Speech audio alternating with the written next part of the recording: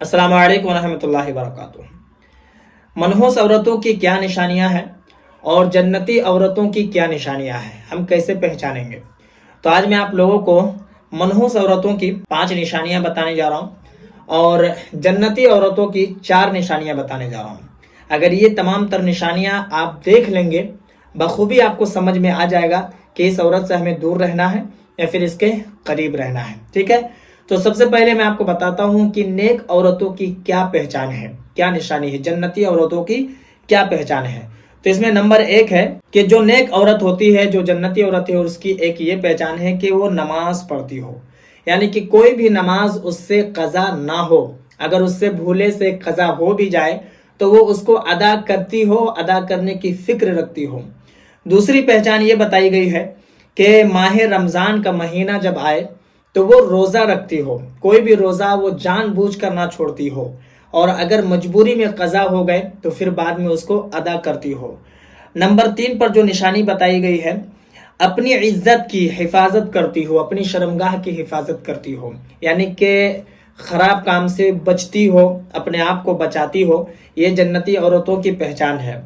और नंबर 4 है अपने शौहर की इताअत करती हो, अपने शौहर की वो खिदमत करती हो, अदब करती हो, उसके हुक्म की तामील करती हो, उसकी हर बात मानती हो। अगर शरीयत के खिलाफ कोई काम हो तो फिर शरीयत उसके लिए इजाज़त दी है कि उस बात को शौहर को मनाएं कि ये काम शरीयत के खिलाफ है, इसे हम नहीं कर सकते, उसे मनाएं शौहर को। ये एक अलग मसला है, लेकिन ये 4 निशानियां बताई गई है कि नमाज पढ़ती हो, माह रमज़ान का रोज़ा रखती हो, अपनी इज्जत की हिफाजत करती हो, अपने शौहर की इताअत करती हो। तो फिर उस औरत के लिए क़यामत के दिन हुक्म होगा कि वो जन्नत के जिस दरवाजे से चाहे अंदर जा सकती है।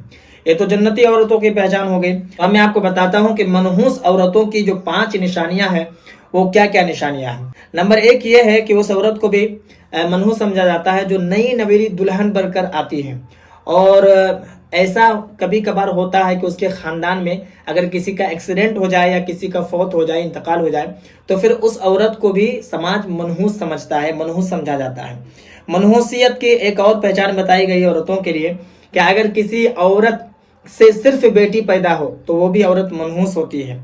ठीक है, उसके बाद नंबर 3 है कि हैज वाली औरत, यानी कि पीरियड के वक्त जो औरत होती है, उस औरत को भी मनहूस समझा जाता है। ठीक है, और नंबर 4 है कि अगर औरत कोई भी काम करती हो तो वो काम एक बार में नहीं होता है, बिगड़ जाता है, तो फिर ऐसी सूरत में उस औरत को भी मनहूस समझा जाता है। ठीक है, और नंबर 5 है कि अगर कोई औरत जवान है, उसका शौहर भी जवान है, और किसी एक्सीडेंट की वजह से या फिर किसी भी वजह से उसका शौहर इंतकाल कर जाए, तो फिर ऐसी सूरत में भी उस औरत को मनहूस समझा जाता है।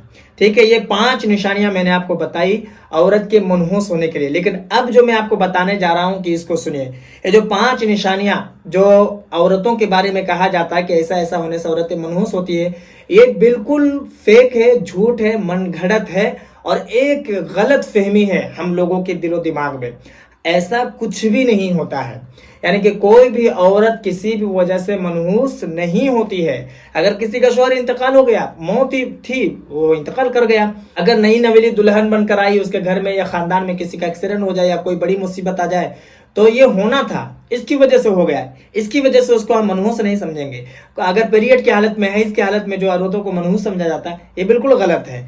तो इस तरीके के जो आवाम में राइज है कि ऐसा ऐसा होने से औरतें मनहूस होती है, ये बिल्कुल गलत है, मनगढ़ंत है और गलत फहमी के शिकार हम लोग हैं, और इसके अलावा कुछ भी नहीं। अल्लाह तबारक व तआला के बनाए हुए मर्द भी हैं और औरतें भी हैं, तमाम औरतें तमाम मर्द अल्लाह ही ने बनाया है, और अल्लाह तबारक व तआला की बनाई हुई कोई भी चीज़ बेकार नहीं होती है, वो मनहूस नहीं होती है। तो इसलिए ये गलत फहमी अगर आपके अंदर है तो इसको निकाल दीजिए, और किसी से भी ऐसी बात सुनिए तो उसे आप तंबीह कर दीजिए, उसे समझाइए कि मनहूस औरतें किसी भी वजह से नहीं होती है। मुझे उम्मीद है कि मेरी बात आपको समझ में आ गई होगी। बाकी अगर आपके मन में कोई सवाल या फिर कोई डाउट हो तो मुझे कमेंट पर जरूर बताएं, और इस वीडियो को जितना हो सके मुसलमानों में जरूर शेयर कर दें, और अगर नए हैं चैनल पर तो चैनल को भी जरूर सब्सक्राइब कर लें।